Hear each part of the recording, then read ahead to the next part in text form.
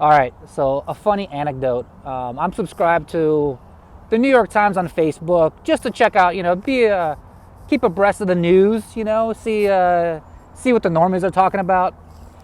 Browsing the headlines and love checking out the comment section as well. There was an article about Google downsizing some office space, shutting down one of the headquarters and whatever.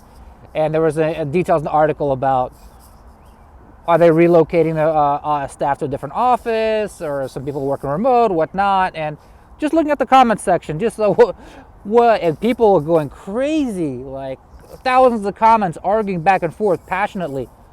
And you realize, like, well, clearly, who cares? Or like, people are like, hey, do you have reading comprehension? Did you read the article carefully? Clearly, Google is not downsizing.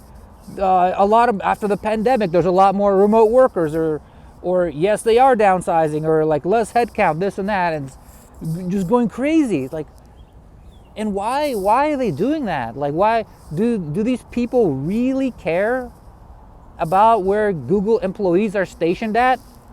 And then just to think about it, like just to zoom out and to understand the bigger picture, like what's going on. Why are these people arguing? Well, the real argument is over progressivism, over leftist ideas. Because San Francisco is the poster child for progressivism. All their pet projects, pet ideas, pet theories have been implemented there. And San Francisco was like a very rich, wealthy, well-to-do city, very desirable. And are people, what's going on? Is it like fake news and just conservatives want to propagate that San Francisco is going down, and in reality it's nice? Or is it true that those policies take a really nice, desirable city and that they turn it into a shithole where they squandered their wealth? Like a Detroit, like Peter Thiel had a funny quote about San Francisco being the same thing as like Saudi Arabia. In Saudi Arabia, they have this crazy, like super hardcore Islam, like Wahhabism or whatever, but they can stay crazy and irrational or whatever, or they can stay fanatical because of all the oil money, and they don't have to, be in touch with the reality. And said, like, he was making a point that San Francisco is the same thing. Like, they're crazy hardcore wokeism. Well, all that stuff was just funded by big tech, and then big tech was generating so much cash and so much wealth that they can be completely detached from reality. But maybe now it's even big tech is reevaluating it from a cost-benefit analysis. Yes, I still understand that a lot of those companies want to hire the best talent, and you have to be in the city where the best talent wants to live, right, to recruit. So, but there's huge downsides. Well, one is, people, it's even though it's desirable and a lot of people want to live there, well, maybe not so much anymore, because the cost of people are not even that political about it. It's more about the cost of living. You might get a huge tech salary, but it doesn't go very far. All that salary, all of that tech wealth is getting absorbed by landlords. People with apartments that own those properties from from back in the day, right? So they're absorbing all their instead of their high tech salary, raising their standard of living, and those people feeling their wealth. No, they're spending it all on rent. Oh, and not only rent. Well, you have this other issue, this other elephant in the room, which is this horrible homelessness and horrible crime, and this drug needles and poop on the streets. And this is what I want to talk about today in today's video. Another one of progressive tropes is the housing first, or anything to do with homelessness. They're completely out to lunch with, even though some of them have good intentions, but just their ideology completely, it's like a horrible stew of horrible ideas, horrible ideology, one, crazy activists, and from the practical side, they have just government incompetence, and you got just good old-fashioned corruption, that people just making money. And it's sad because homelessness is you're feeling, like, what's one thing to waste money on things, but another thing is, like, people are really suffering on the streets, and people just, using drugs just to kill themselves because they're so addicted or so hopelessly lost. And so what's going on? Why is it so bad in these progressive cities? And actually, I'll take this question and flip it around in reverse. Let's say you wanted to create a horrible homeless situation, like raise the population of your homelessness from like couple to like thousands. Like, how would you do it? Okay, first, it helps to have warm weather, because people, if you're going to be homeless, you might as well set up a tent instead of Chicago. It'd be a lot more pleasant in like San Francisco, at San Diego, I guess that'd be the ideal, or Hawaii or something like that. So the weather, it's okay. Well, that's not very political, It's like the weather is what the weather is, but there's a lot of warm states or like warm cities that don't have this homeless issue. So what else? How else can you make this homeless issue really bad? Okay, well, how about you have to understand that a lot of those people, there's very small amount of people that are actually just down on their luck and just need a couch to, like, a place to stay. I don't even know what the percentage is, but it's got to be absolutely tiny. Just think about, would you just go homeless if you lost a job or your bank account was low? If you're a normal, sane person, you could just find some kind of arrangement with somebody to let you crash for a month or two, and then you just, maybe hitchhike your way to like a different state where cost of living is low, and you can find a job. Regular people would just be able to land on their feet pretty quickly. I wouldn't say maybe not get yourself like a nice apartment in SF or anything, but you can move to Tulsa, Oklahoma, just buy yourself a Greyhound ticket and get yourself a nice studio apartment for $400. There's, you can pull yourself, you can. That's a very solvable issue. The real problem is a lot of those homeless people that are truly homeless, they're drug addicted, really badly, not functioning drug addicts, but like drug addicts, but like really drug addicted. And you got, people with mental issues, and most of them have like a bad combination of both, like mental issues and drug addiction. So people don't want them to crashing on their couch because, they have, they're impossible to live with, right? And a lot of those people just resign themselves. Some people have gone out of it and just said that, hey, I just wanted to kill myself. I just wanted to do drugs till I died. So here we go. So what you would do is you would start by attracting them with paying people money. Listen, you would maybe give them a stipend, like $600, $1,000 a month. Maybe give them free cell phones so they can communicate. Not prosecute. Let them all congregate in these large camps where they can all do drugs, and not tell them like hey, they have to get off the street. Not clean up their stuff. Tell them like, hey, you either go to jail or you got to go to a shelter. No, just let them camp out. Let them do their drugs. Not prosecute the drug dealers that are selling them cheap, abundant drugs. And yeah, you want to do it like a little cherry on top. You would make it impossible to build zoning. Build more density, build new buildings. So you'd make sure that the rent is always going up. So even even for the slummiest place, it will go for thousands of dollars because, hey, there's a you constrain, you artificially constrain the supply of housing. And what does SF and LA and places like that have done? That's exactly what they've done. And then they're surprised, like, oh wow, we have this horrible homeless issue. And one thing to note is, if you would listen to their propaganda, they would say like, oh, these are local SF people. They just they just lost their job, and then that's not true. There's a guy that actually went like boots on the ground reporting, and he started asking people who are homeless, asked them like, what's the percentage of people that are from out of town, or what is the percentage of people that are local to SF? And he said like 5%. And then later on, somebody did some like other like statistics or polls and found out, sure enough, most of those people are from out of state. So if San Francisco or LA wants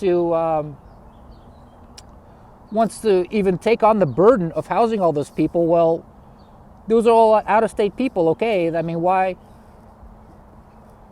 What they would try to do is they would try to like build housing or whatever for them, but try to like LA, SF, like you're the most expensive cities on earth, right?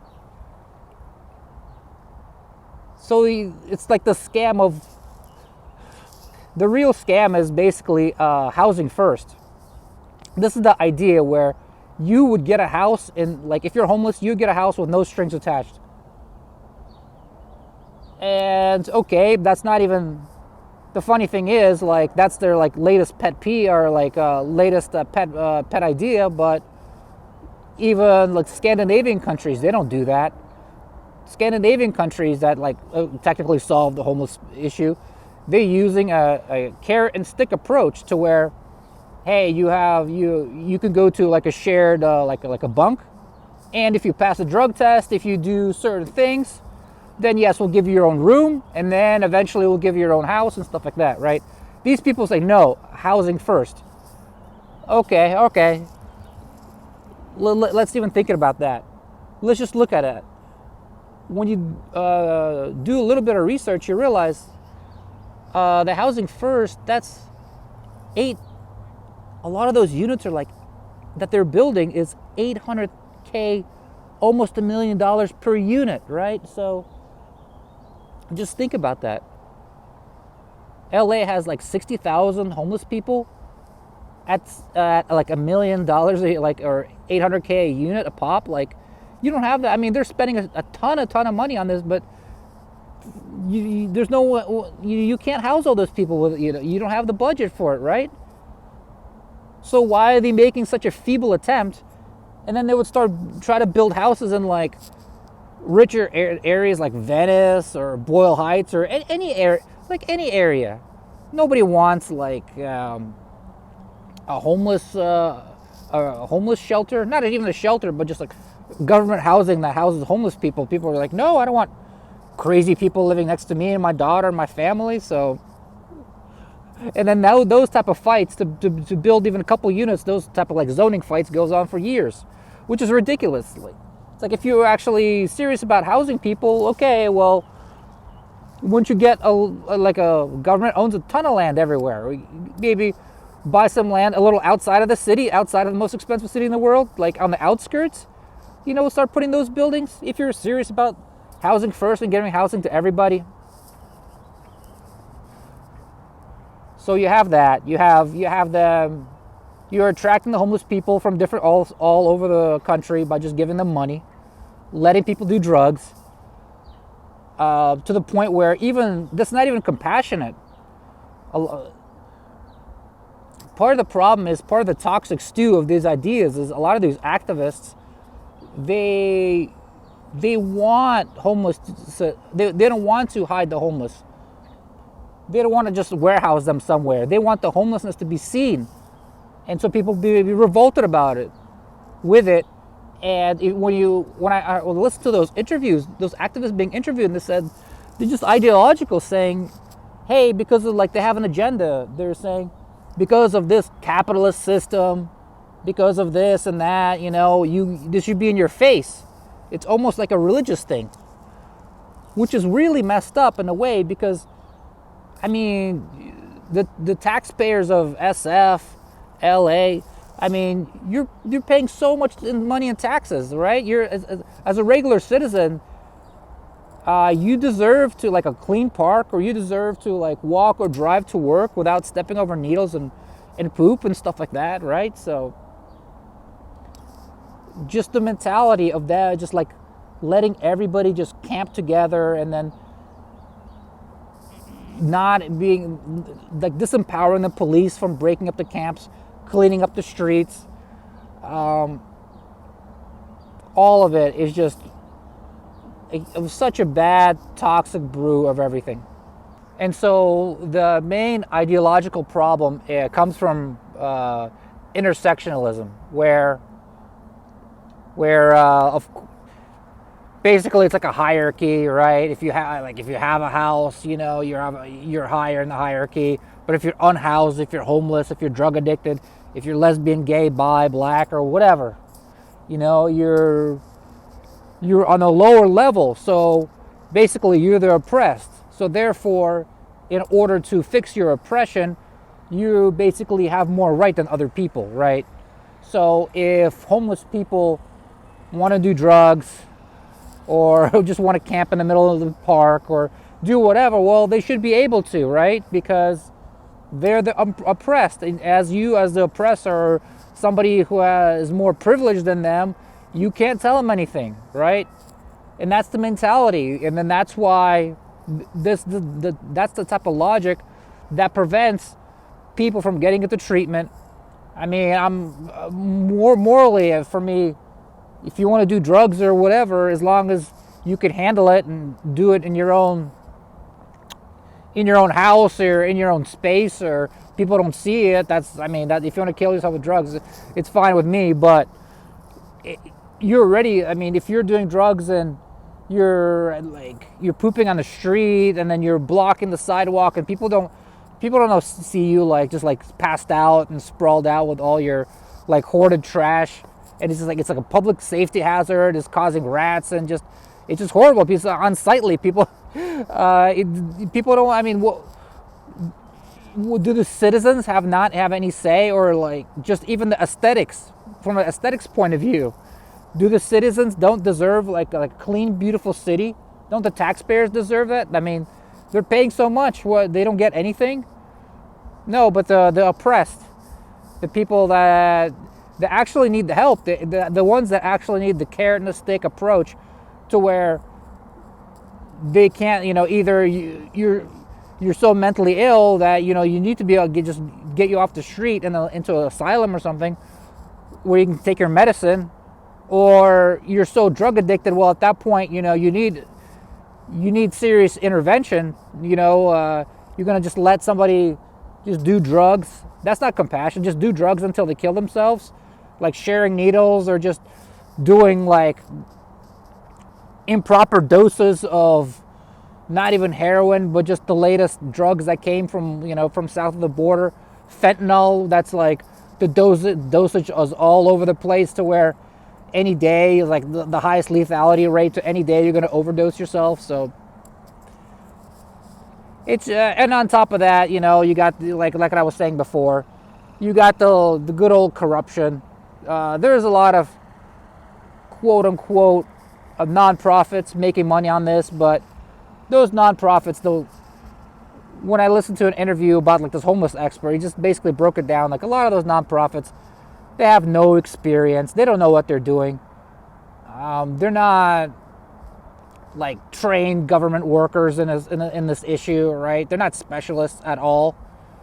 And the corruption side is, well, I kid you not, my wife, this is not me making anything up, my wife was talking to some rich lady at some dinner, and she was bragging about her Beverly house in Beverly Hills. And she knew she was working, helping with a Skid Row, helping the homeless and stuff like that. And she's asking, well, how is what's going on at Skid Row? How is how is that going? What's the progress? And she just laughed out loud, saying, you got me the house in Beverly Hills. So basically,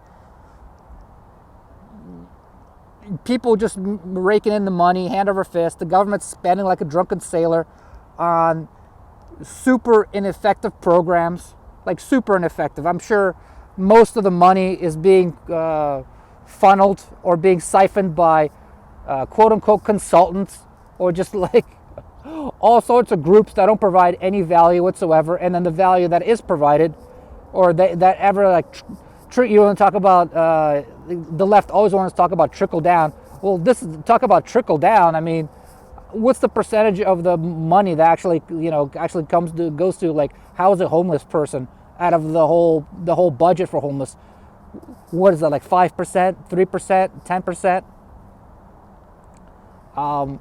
And then they would say, they'll always retort like, well, you can't take these homeless people off the street. That's cruel, because you can't just break up their drug camps. You can't break up their open air drug markets. You can't do that because they don't have a shelter to go to. And then you're just kind of like dumbfounded. You're like, your mouth is wide open, like, they don't have a shelter to go to because you don't want to build any damn shelters. You don't want to build any big shelters with like tons of beds. You try to do like this housing first stuff that costs $1 million a unit, and clearly you can't even build those buildings because of the resistance from the neighborhoods. And even if there was no resistance from the neighborhood, you don't have enough money. You can only house like 100 people or so, right? Just give me a break. I mean, if it was like a private, if you had hired Jeff Bezos and give him like all these billions of dollars to house homeless people, and like in a couple of years you saw that he spent a bunch of money. If it was like a private sector company, and then you check in like, hey, how many people did you house? And you're like, yeah, we housed like 150 people. It's like straight up fired right away. Like fired, all your plans just rolled up, thrown in the trash, burned. Like new CEO, new ideas, new plans, new approach, new everything, right? But this is government, so. And then, that's what the left advocates for. It's horrible.